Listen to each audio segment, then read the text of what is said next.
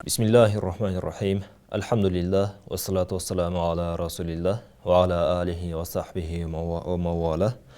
Жаратқан Алла Таалаға чексіз мақтаулар болсын. Жанағының ең сүйікті елшісі пайғамбарымыз Мұхаммад Мұстафа саллаллаху алейхи уассаламға Аллахтың салам жана салақтар болсын. Урматтуу мұсылман бир туғандар, урматтуу көрермандар. Мына бүгін біздің сабақтарыбыз талим сабақтары буга чейинки бир канча иманға байланыштуу, илимге байланыштуу, даратқа байланыштуу мына ушуну бир канча сабактарда айтып өттүк. Кудай буйурса бүгүнкү баштай турган сабагыбыз бул намаз боюнча. Намаз албетте Алла Таала Кур'ан Керимде Инна салата танха анил фахшаи вал мункар.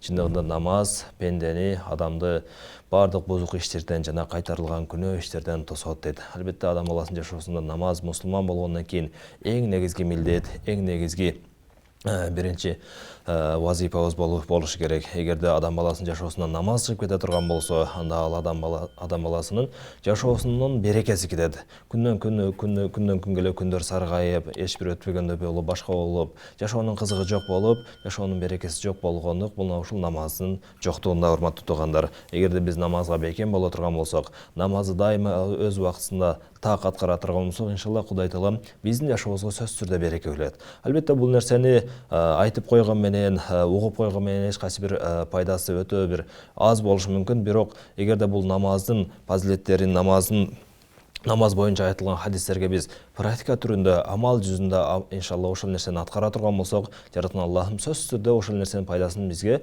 көзүбүз менен көрсөтүп коет, урматтуу туугандар. Бул намаз мусулман адамдын жашоосундагы эң биринчи вазифа, эң биринчи милдет болуш керек. Канчалаган эң орчундуу иштерибиз калса дагы, бирок намазыбыз эч качан калбаш керек, урматтуу туугандар. Ошондуктан инна салата танха анил фахшаи вал мункар, чындыгында намаз адамды бардык күнөө, бузуку, кайтарылган иштерден тосот дейт. Пайгамбарыбыз саллаллаху алейхи вассалам өзүнүн куттуу берекелүү хадисинде айтат: Аль-фарқу байнал муъмини ва байнал куфри таркус сала. Чындыгында бул момун менен кафирдин ортосуна бул айырма намазды таштап койгондук дейт. Демек, урматтуу туугандар, адам баласы, мусулман адам бул эң негизги айырмасы кафирлардан, динсиздерден, динбездерлерден, мына ошо алардан айырмасы эмне? Ал адам намаз менен өзгөчөлөнүп турат, тургандар. Ошондуктан ушул намазды өзүбүздүн башыбызга тааж кылайлы. Иншалла жараткан Алла Таала акыретте мына ушул намазыбыздын себебинен бизди өзүнүн райымына алат. Албетте бул акыретте дагы эң биринчи сурала турган нерсе. Пайгамбарыбыз саллаллаху алейхи вассалам өзүнүн берекелүү хадисинде айтат: "Аввалу ма юхасабу бихил абду яумал кияма ас-сала" дейт. Чындыгында адам баласынын кыямат күнү эң эле биринчи сурак бере турган нерсеси, эң эле биринчи сурала турган нерсеси бул намаз болот дейт. Мына ушул намаз болот. Файза салахат саирул амал. Эгерде ушул намаз жакшы чыга турган болсо, калган иштер дагы, калган амалдар дагы бардыгы жакшы чыгат дейт. Вайза фасадат саирул амал. Эгерде мына ушул намаз начар чыга турган болсо, дүйнөдө намазга кош көңүл болгон болсо, же окубай койгон болсо, башка болгон болсо, демек калган амалдардын бардыгы, мейли зекет берсе дагы, башка кылса дагы, бирөөгө жардам берсе дагы, үй бүлөсүн бакканы дагы, башкасы дагы эмне болот экен, туугандар? Эгер намазы начар боло турган болсо, калган иштердин бардыгы начар болуп калышы мүмкүн, урматтуу тууган. Ошондуктан мына ушул намазды таштабайлы, иншалла. Намаз бизди эч качан таштабайт. Мына ушул намазды биз өзүбүздүн жашообузга хидаят кылып көрөлү. Намаз биз үчүн иншалла өзүбүздү эртең кабырга кирген учурда кабырыбызда дагы нур болот. Акыретке барган учурда эч кайсы бир кыяматтын караңгылыгында, эч кайсы бир үммөттүн бардыгы, элдин бардыгы жол таппай турган учурда, мына ушул биздин намазыбыз бизге алдыбызга багыт бере турган, алдыбыздагы караңгылыкты жарыта турган, багыт бере турган нур, чырак болуп берет, иншалла, урматтуу туугандар. Ошондуктан мына ушул жашообузда намазга бекем болойлу, намазга көңүл бурайлы. Эгерде биз акырындык менен намазга келе турган болсок, иншалла Кудай Таала мына ушул намаздын берекеси менен жашообуздагы бардык зыян бере турган нерселерди чыгарып, жашообузга бардык мына ушундай пайдалуу нерселерди жашообузга берет, урматтуу туугандар. Албетте бул нерсени эң эле биринчи кезекте шайтандын мойнун сындырып, мешитке кадам таштап, дарат алып, мына ошол мешитке барып намаз окуш керек. Мына ошол иншалла намаз окугандан кийин буйурса жараткан Аллах Тааланын берекесин, намаздын мына ушундай жашообузга болгон жакшылыгын буйурса көрө баштайбыз, урматтуу туугандар. Эми сабагыбызга келе турган болсок, сабагыбызда Dinimizdегі ең негізгі нәрселер болған бұл 5 нәрсе бар. Мына ушул 5 нәрсені пайғамбарыбыз саллаллаху алейхи вассалам өзінің хадисінде айтады. Бұл хадисте Hazreti Ибн Умар разияллаху анху мынтип айтады. Қала Расулуллах саллаллаху алейхи вассалам. Пайғамбарыбыз саллаллаху алейхи вассалам айтты дейді. Бунияль исламу ала хамсин. Ислам дини 5 негізге құрылған дейді. Шахадати алла илаха иллаллах ва анна Мухаммадар Расулуллах. Биринчisi мына ушул ла илаха иллаллах Мухаммадар Расулуллах деп шахадат куәлік беру. Аллахтан башқа сүйенуға тату зат жоқ, жана Мухаммад алейхиссалам Аллахтың елчisi деп куәлік беру. Мына ушул ең бірінші исламның бірінші түркіге урматтуу туғандар. Андан кейінгісі ва иқамис сала. Екінші кезектеле намазы тұрғызу. Ва ита иззака üçüncüsü зекет беру. Ва сауми Рамазан төртіншісі Рамазан айында ораза қармау. Бешіншісі ва хаджил байт. Мына ушул Аллах Тааланын үйүнү зиярат кылуу, ажылык кылуу урматтуу тугандар. Мына ушул 5 нерсе. Албетте жашообузда биз албетте мусулман болгонубуздан кийин ла илаха иллаллах Мухаммадар Расулуллах деп айттык. Мына ушул айтканыбыздан кийин андан кийинки кезекте бизге эң биринчи кезекте милдет боло турган нерсе бул эмне экен тугандар? Бул биздин намазыбыз. Мына ошол намазга өтө катуу көңүл бурушубуз керек. Сахабалар айтат, иман келтиргенден кийин эле бизге эң эле биринчи үйрөтүлгөн бул нерсе эмне эле дейт? Бул намаз эле дейт. Албетте сахабалардын намазы эң мыкты намаз. Мына ошол намазды Алла Таала эң жакшы көргөн намаз урматтуу тугандар. Ошондуктан биз дагы жашообузда мына ошол сахабалардай, пайгамбарыбыз саллаллаху алейхи вассалам көрсөткөндөй, пайгамбарыбыз айткандай, саллу кама раайтумуни усалли, мен кандай кылып намаз оқығанымды көрген болсаңар, силер дагы мына ошондой кылып намаз окугула деп пайгамбарыбыз алейхиссалам өзүнүн хадисинде айткан. Эң биринчи кезекте биздин темабызга байланыштуу бул иқамис сала, ла илаха иллаллах Мухаммадар Расулуллах деп айткандан кийин эле биздин эң биринчи милдетибиз бул намазды тургузуу, урматтуу тугандар. Эгерде биз мына ушул жашообузга намазды тургуза турган болсок, иншалла мына ошол жашообузга береке келет. Андан кийинки кезектегилер ита уззака, зекет берүү, ораза кармоо, ажылык кылуу. Мына ушулардын бардыгы эгер мүмкүнчүлүк болсо булардын бардыгы. Зекет берүү качан? Зекет берүү эгерде биздин байлыгыбыз мына ошол зекет өлчөмүнө берсе, анан зекет беребиз. Эгер жетпесе, анда зекет бербейбиз, урматтуу тугандар. Рамазан айында бул бир жылда бир келе турган ораза. Ошол келгенде да ораза кармап коюш керек. Ал эми ажылык болсо, ажылыкка барып келгенге көчүү жете турган болсо, ден соолугубуз бары боло турган болсо, ошого барып келгенге акчабыз, каражатыбыз жете турган болсо, мына ошондо гана барыш милдет болот. Андай болбосо милдет элмес, урматтуу тугандар. А бирок намаз ар бир учурда бизге милдет болот. Мейли ооруп жатсак дагы, кыйналып жатсак дагы, намаз үчүн жараткан Алла Таала ар бир учурда окугун. А мына ушул кыйналганыбызга жараша Кудай Таала өзүнө бизге эмне кылып койгон, пенделерине жеңилчилик берип койгон. Эгерде туруп окуй албай турган болсок, отуруп окуйбуз. Отуруп окуй албай турган болсок, жатып окуйбуз. Жатып дагы жакшы окуй албай калса, анда башыбыз жок дегенде башыбыз менен ишара кылып дагы эмне кылыш керек, урматтуу тугандар? Намазды окушубуз керек. Намаздын маанилүүлүгү, намаздын диндеги орду мына ушунчалык деңгээлде. Ар бир учурда ооруп атсак дагы, кыйналып жатсак дагы намазды таштабашыбыз керек, урматтуу тугандар. Ошондуктан мына ушул жараткан Алла Таала ушул хадистерге амал кылганга тавфик берсин. Андан кийинки хадисте пайгамбарыбыз саллаллаху алейхи вассалам айтат. Бұл хадисте Hazreti Абу Хурайра разияллаху анху мындай риваят кылат. Пайгамбарыбыз саллаллаху алейхи вассалам айтты дейт. Ал-ислам анта абдуллаха ла тушрика бихи шай'ан. Ислам деген эмне десе, ислам дегени бул Алла Таалага сыйыныштыгың жана Аллага эч бир нерсени шерик кошпооң деп айтат. Ва тукимас салах, андан кийинки намазды тургузууң. Ва ту'тияз зака, закат берүүң. Ва тасума Рамазан, Рамазан айында ораза кармооң. Ва тахуджул байт, мына ушундай Алланын үйүнө зиярат кылууң, ажылык кылууң. Вал амру бил ма'руф, адамдарды жакшылыкка чакырууң. Ва нахю анил мункар, мына ушундай адамдарды жамандыктан кайтаруу. Ва таслимука ала ахлик, өзүңдүн үй бүлөңө саламат болууң, салам айтууң.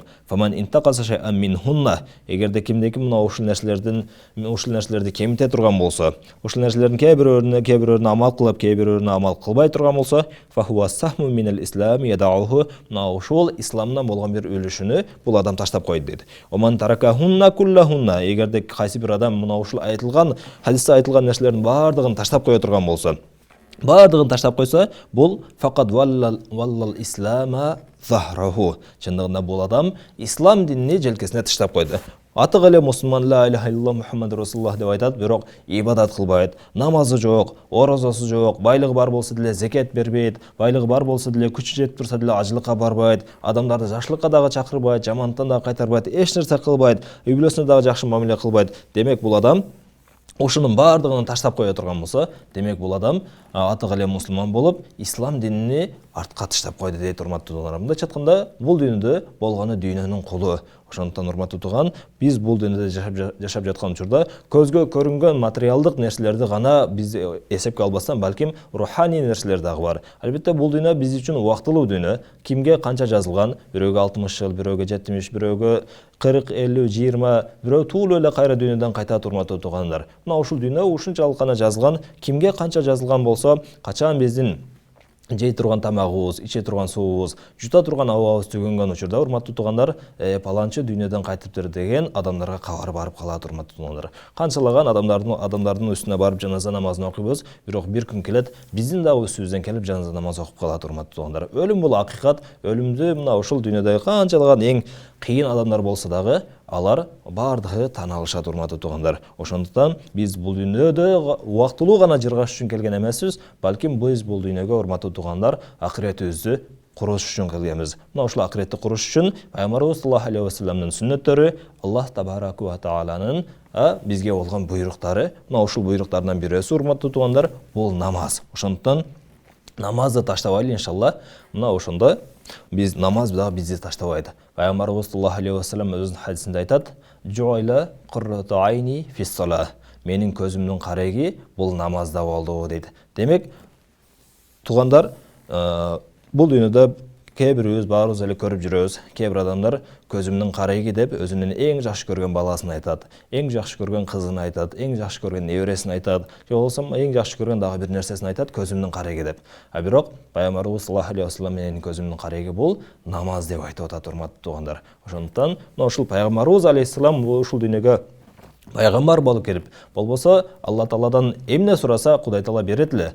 Бирок Пайгамбарыбыз саллаллаху алейхи ва саллам мына ушул намазды таштаган эмес, кандай гана учур болсо дагы. Пайгамбарыбыз алейхиссалам жашоосуна кыйынчылык дагы келген, жыргалчылык дагы келген. Ошону менен биргеликте сахабалардын жашоосуна дагы ар кандай кыйынчылык, ар кандай сыноолор, ар кандай азаптар, башкалар бардыгы башына келген. Бирок мына ушунун себебинен эле мага кыйынчылык келип калды, мен кыйналып атам, ооруп атам, башка кылып атамын деп намазын таштап койгон эмес, урматтуу туугандар. Жада калса, кээ бир сахабалардын өмүр баяндарында келет, ал сахабалар мына ушундай көзү көрбөй калат, башка болуп калат. Сен намаз окубашың керек деп табиптер, дарыгерлер айткан учурда дагы, жок, мен намазды эч качан бир убакытка дагы, бир өлчөмгө дагы, кичинекей гана убакытка болсо дагы намазды эч качан таштай албайм деп намаз окуган сахабалар болгон, урматтуу туугандар. Ошондуктан мына ушул намаз биздин жашообуздагы эң негизги милдеттерден, эң негизги нерселерден болуш керек, урматтуу туугандар. Эң ушундай кыйын учурда болсо дагы, эң мына ушундай көрүнүктүү башка бир чоң адамдар менен болуп турсак дагы, Аллаху акбар деп Аллах Тааланын мына ушундай чакырыгы келдиби? Демек биз намазга карай шашышыбыз керек, урматтуу туугандар. Намаздын алдында намаздан башка эч кайсы бир улуураак, намаздан башка эч кайсы бир жакшыраак иш болбош керек. Ар бир учурда намаздын убактысы келдиби? Убактысы келген учурда бизге эң биринчи милдет, эң биринчи өтө чоң мына ушундай жоопкерчилик, эң биринчи мына ушундай алдыга кое турган иш бул биздин намаз болуш керек, урматтуу туугандар. Жараткан Алла Таалам бардыгыбызга намазды өз убактысында так туура Пайгамбарыбыз алейхиссалам көрсөткөндөй окуганга тауфик берсин, мүмкүнчүлүк берсин. Андан кийин хадисте айтат: Юсуф ибн Абдуллах ибн Салам деген табиин айтат: Атайту Аба Дарда фақал. Мен Абу Дарда разияллаху анхуга бардым дейт. Ал айтты дейт: Самиату Расулуллах саллаллаху алейхи ва саллам якул. Ал айтат: Пайгамбарыбыз саллаллаху алейхи ва салламдан мынтип айтканын уктум дейт. Ман таваддаа фа ахсанал вудуа. Кимде ким дарат ала турган болсо, дарат алган учурда даратты эң жакшылап алса дейт. Сүннөтүн сүннөттөй, мустахабын мустахабтай, ар бирин өз ордуна коюп ала турган болсо, сумма кама фасалла ракатайн. Мына ошондо ал адам дарат алгандан кийин 2 рекет намаз окуган болсо дейт, ау арбаан же 4 рекет намаз окуган болсо, юхсину фихинна зикра вал хушуа. Бирок ушундай бир шарт коюп атат мына ошол намазда, намаздын ичинде 2 рекетте же болсо 4 рекетинде Алла Тааланы эстөөнү,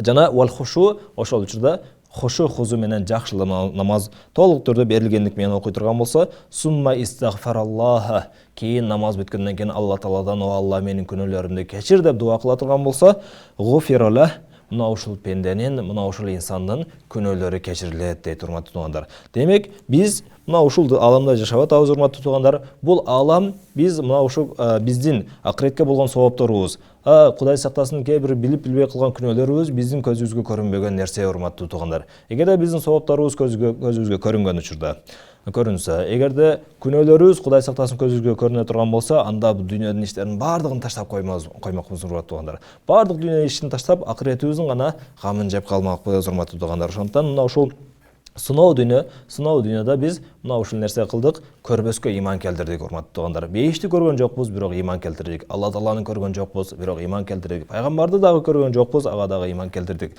Бардык китептерди, бардыгына көзгө көрүнбөгөн периштелерге, бейишке, тозокко бардыгына иман келтирдик, урматтуу туугандар. Демек, мына ушул дүйнөнүн сыноо экендигинин дагы бир белгиси, урматтуу туугандар. Мына ушул көрбөстөн иман келтирип, мына ушул жакшы иштерди, жакшы амалдарды аткара беребиз.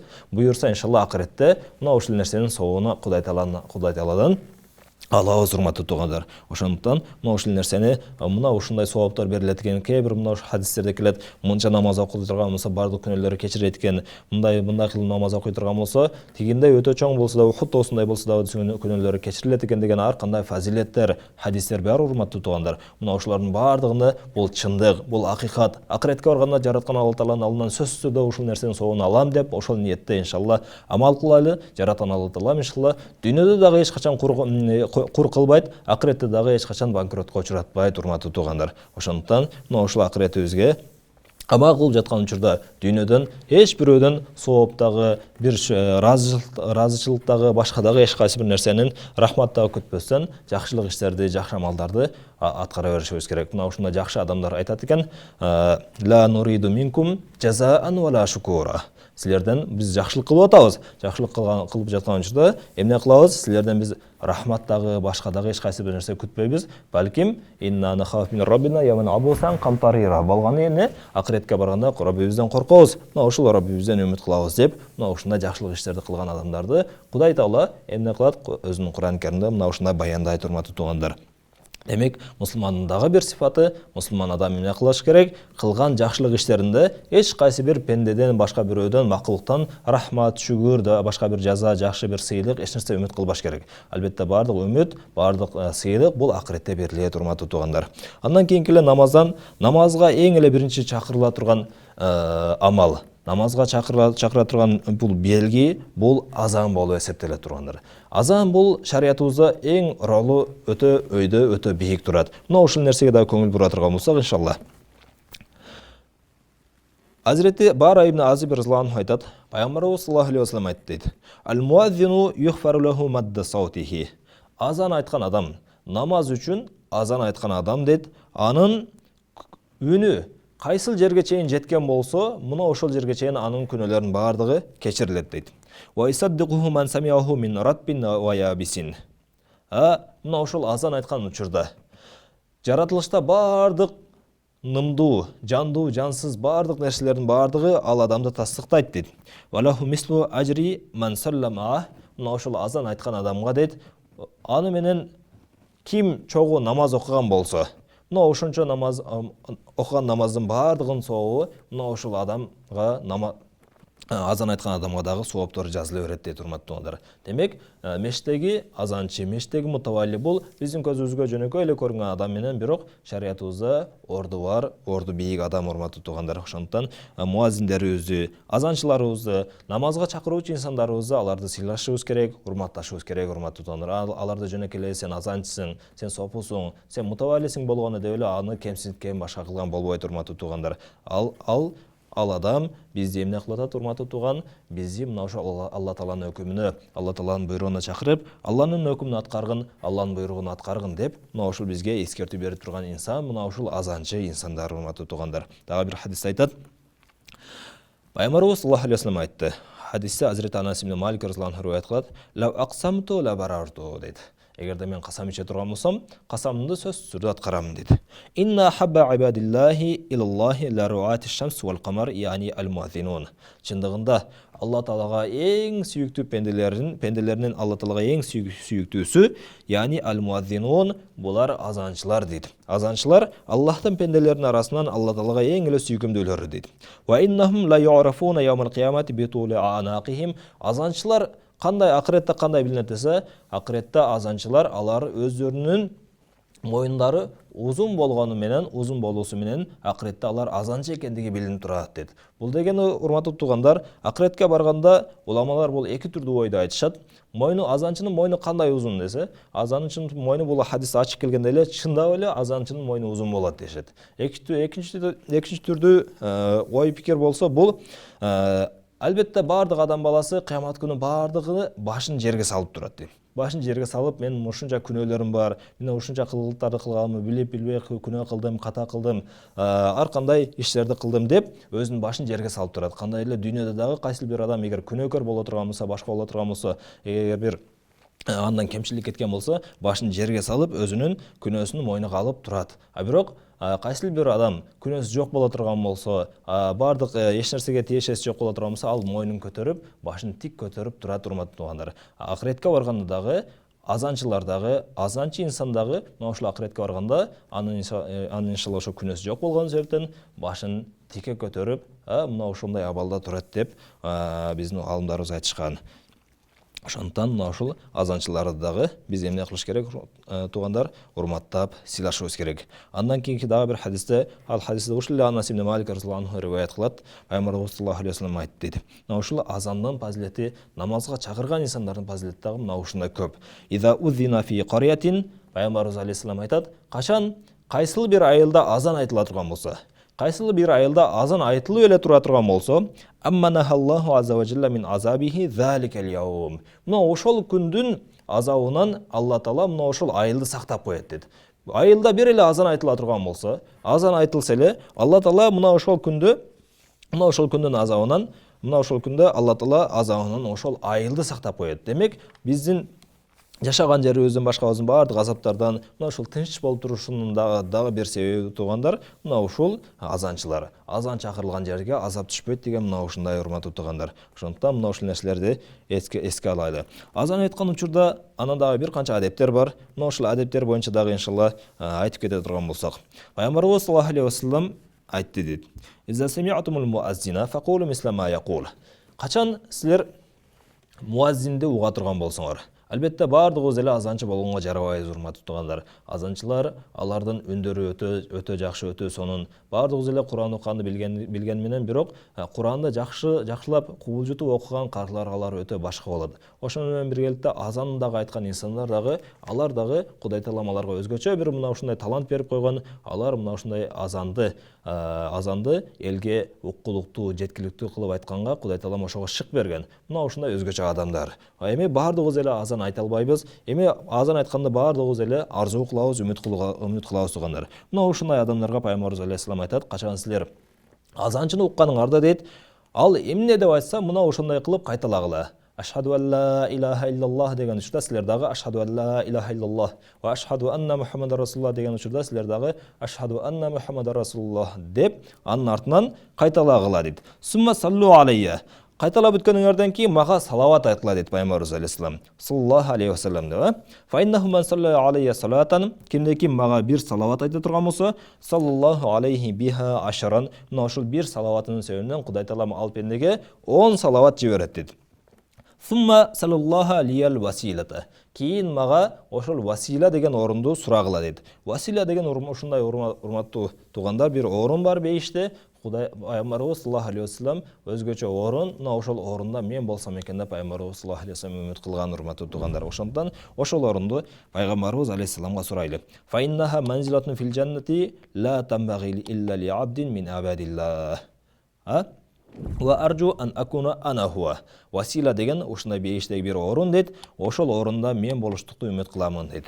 Фаман саала лиял васила, кимде ким мага мына ушул васила орунду, мына ошол орунду сурай турган болсо, халлат алейхи шафаа, кыяматка барганда, акыретке барганда менин шапаатым ал пендеге насип болот деп пайгамбарыбыз саллаллаху алейхи вассалам айткан. Демек, азандан кийин мына ошол намазы азанчылардын айтканын кайталап, иншалла мына ошондо мына азанчылардын соогун алабыз биз дагы. Кийин пайгамбарыбыз алейхиссаламга салават айтсак, васила сурасак. Ал эми васила сураганын орду кандай болсо, кандай десе, бул дагы бир ушундай бир хадисте баяндалат. Хадисте айтат пайгамбарыбыз алейхиссалам: "Ман кала хина ясмау нида", кимде ким мына ошол азан айтылып жаткан учурда, ушинтип азанды угуп жаткан учурда ушинтип айта турган болсо: "Аллахумма рабба хазии даъвати тамма вассалатил каима".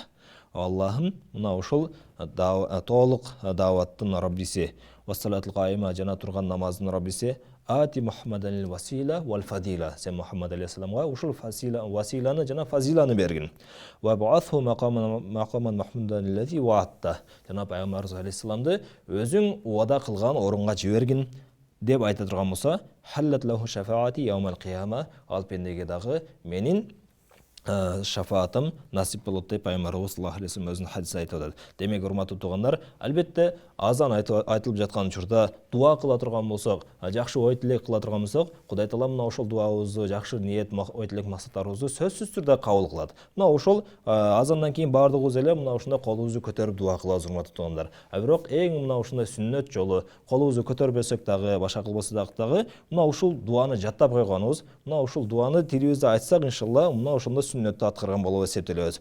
Аллахумма рабба хазии даъвати тамма вассалатил каима, ати Мухаммадан васила вал фадила, ва баъатху мақаман Мухаммадан аллази ваатта, иннака ла тухлифул миад. Мына ушул дуаны окуй турган болсо, иншалла, жараткан Алла Таалам мына ушул сүннөттүн соогун аткаргандыгын сөзсүз түрдө берет, урматтуу туугандар. Дагы бир хадисте мына ушул намаздан кийин дагы икамат келет. Икамат, мына ушул намазга азан айтат, азан айткандан кийин намазга икамат айтат, урматтуу туугандар. Мына ушул азан менен икаматтын ортосунда дагы эгерде биз дуа кыла турган болсок, Кудай Таала биздин дуабызды сөзсүз түрдө кабыл кылат. Бул боюнча пайгамбарыбыз алейхиссалам хадис айтат. Хадисти Сахл ибн Саад разияллаху анху мындай деп айтат: пайгамбарыбыз алейхиссалам мынтип айтты дейт: "Саатан ла турадду ала даин даъватуху" дейт.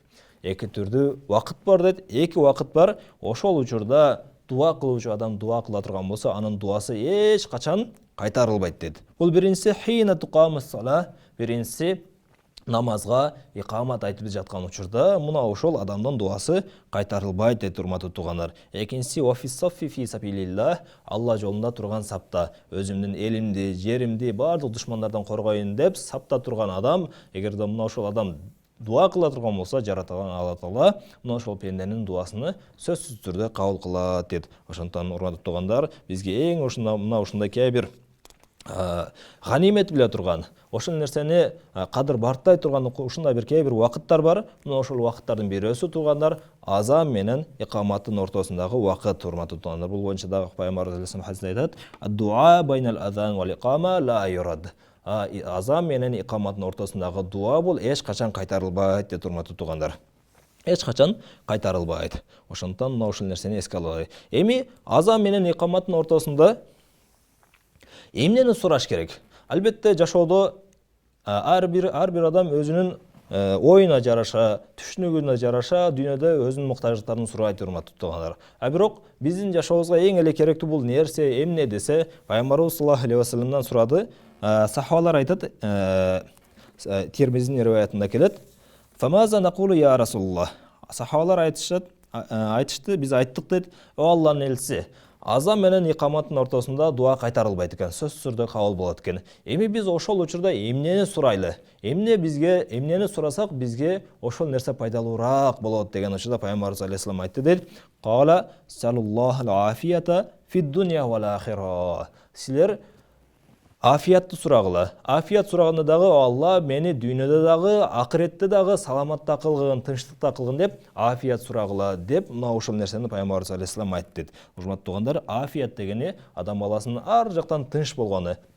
ден соолугу таза, мына ушундай жакшы абалда, бирөөгө муктаж эмес, бирөөдөн суранбайт, башка кылбайт, намаздары өз жайында. Мына ушундай туугандар дүйнөдөгү эч бир пендеге, эч бир макулукка, башка бир адамга муктаж болбосун, акыретке барганда дагы эч кайсы бир күнөөлөрдүн дагы баардыгы кечирилип, башка бирөөгө муктаж болбостон, мына ушундай жараткан алдында турган адам, мына ушул афият деп коет, урматтуу туугандар. Ошондуктан баардыгыбыз жараткан Алла Тааладан афиятты сурайлы. Афият дегени Кудай Таалам бизди эч кимге, эч нерсеге муктаж кылбасын, зар кылбасын. Бирөөнүн көзүн карагандан, бирөөнүн оозун карагандан, бирөөнүн колун тиктегенден жараткан Алла Таалам баардыгыбызды өзү сактасын, урматтуу туугандар. Ошондуктан эмне деп Пайгамбарыбыз алейхиссалам силер дүйнөдө дагы, акыретте дагы эмне кылалы? Афият сурагыла деп Пайгамбарыбыз алейхиссалам мына ушул нерсени үйрөттү, урматтуу туугандар. Эң негизги нерсе мына ушул афият. Эгерде миңдеген байлыгыбыз болсо дагы, көптөгөн бийлигибиз болсо дагы, бирок ден соолугубуз таза эмес боло турган болсо, же болбосо үй бүлөбүз баардыгы мына ушундай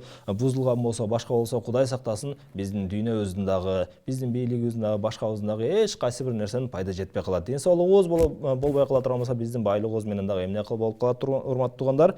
Ошол нерседен афиятты таппай калабыз. Ошондуктан эң биринчи сурай турган нерсе Алла Тааладан афиятты сурайлы. Жараткан Алла Таалам баардыгы мына ушундай жакшы иштерди кылганга мүмкүнчүлүк берсин. Андан кийинки дагы ушундай бир фикхи бир маселе бар. Урматтуу туугандар, сабагыбыздын аягында мына ушул нерсени айтып өтөлү. Албетте көпчүлүк адамдар мына ушундай мешитте азан айтылып турса дагы, азан айтылып жаткан учурда эч кайсы бир нерсени карабастан, намаз окубастан чыгып кетет, урматтуу туугандар. Эгерде биздин фикх китептерибизде кирет, кайсы бир адам мына ушундай мешитте азан айтылса, фарз намазга азан айтылды, бирок ошо намаз окубастан, ошол жерге жамаат менен окубастан мешиттен чыгып кетти дейт. Мына ошол адамдын ушундай кылганы макрух, күнөө болот дейт, урматтуу туугандар. Албетте ошол адам кайсы бир башка бир мешитте имам боло турган болсо, ал адамды экинчи мешитте жамаат күтүп жаткан болсо, анда ал башка маселе. Бирок эч кайсы бир себепсиз, үзүрсүз азан айтылып турса дагы, азанды, икаматты күтпөстөн, фарз намазды окуганды күтпөстөн чыгып кете турган болсо, мына ошол кылган иши макрух, күнөө болот, урматтуу туугандар. Ошондуктан мына ошол нерсени эске алыш керек. Пайгамбарыбыз саллаллаху алейхи ва саллям хадисинде айтат. Хадисте Азирет Абу Хурайра разланху риваят кылат. Ал айтат, бир киши дейт, хаража ражулун баадама аззанал муаззин. Бир киши муаззин, азанчы адам мешитте азан айткандан кийин чыгып кетип калды дейт. Ал айтты, амма хаза фақат аса Абул Касим саллаллаху алейхи ва саллям. Чындыгында бул адам Пайгамбарыбыз саллаллаху алейхи ва саллямга томмоюндук кылды, баш ийбестик кылды деп айтты. Дагы бир хадисте Пайгамбарыбыз алейхиссалам айтат, сахабалар риваят кылат, Пайгамбарыбыз алейхиссалам бизге буйрду дейт, иза кунтум фил масджид фанудия бис-сала. Качан силер мешитте боло турган болсоңор, мешитте турган учуруңарда намазга азан айтылып калды дейт. Фала яхруж ахадукум хатта юсаллия, мына ошол мешиттен намаз окумайынча чыкпасын деп Пайгамбарыбыз алейхиссалам мына ошентип айтты дейт. Дагы бир хадисте келет, дагы бир риваятта имам Табарани рахмахуллахтын риваятында ла ясмау нида фи масджиди хаза, кимде-ким менин ушул мешитимде бир азанды уга турган болсо дейт, сумма яхруж минху илля ли хажатин сумма ла яржу илейхи илля мунафиқ дейт. Эгерде ошол чыгып кетип, кайтып келбей кое турган болсо, хажат менен чыгып кетсе дагы дейт, келбей кое турган болсо, ал адам мунафиқ, эки жүздүү болуп калат деп Пайгамбарыбыз алейхиссалам айткан экен. Ошондон урматтуу туугандар, биздин жашообуздагы намазга жеткире турган ортомчу нерселер, алар мына ушул биздин даратыбыз, андан кийинки азан, андан кийинки икамат, мына ушулардын баардыгы бизге жашообуздагы эң негизги нерселердин бирөөсү, урматтуу туугандар. Эгерде биз дагы мына ушул айтылган аяттарга, хадистерге толук түрдө 100% амал кыла турган болсок, иншалла, кандай гана салих, бизден мурда өткөн салих, жакшы инсандар ушул нерсенин пайдасыны, руханий, дүйнөлүк пайдасын баардыгын көрүп кеткенден кийин, биз дагы иншалла мына ушул нерсени көргөгө болот, урматтуу туугандар. Ошондуктан бул нерсеге бир гана аракет керек. Мына ушул нерсеге бир гана чын жүрөктөн ниет керек. Ошол ниет кыла турган болсо, иншалла, мына ошолордун баардыгы иш жүзүнө, амал жүзүнө ашат, урматтуу туугандар. Албетте, адам баласынын бул дүйнөдөгү эң биринчи рахаты, эң биринчи мына ушундай бейпилчилиги, жыргалчылыгы бул жан дүйнөнүн жыргалчылыгында. Эгерде бизде өтө көптөгөн материалдык жактан эч кайсы бир муктаждыгыбыз, башка бир эч нерсебиз жок болсо дагы, бирок жан дүйнөбүз ачка боло турган болсо, жан дүйнөбүз мына ушундай руханий байлыкка муктаж боло турган болсо, урматтуу туугандар, анда биздин эң чоң мына ушундай Кудай сактасын бактысыздык мына ошол болуп калат, урматтуу туугандар. Ошондуктан иншалла жараткан Алла Таалам баардыгыбызга өзүнүн өкүмдөрүн толук турда өзү каалагандай аткарганга, пайгамбарыбыз саллаллаху алейхи вассалам көргөзгөндөй аткарганга тавфик берсин, мүмкүнчүлүк берсин. Ва ахиру дa'wana алхамдулиллахи rabbil alamin. Ассаламу алейкум ва рахматуллахи таала ва баракатух.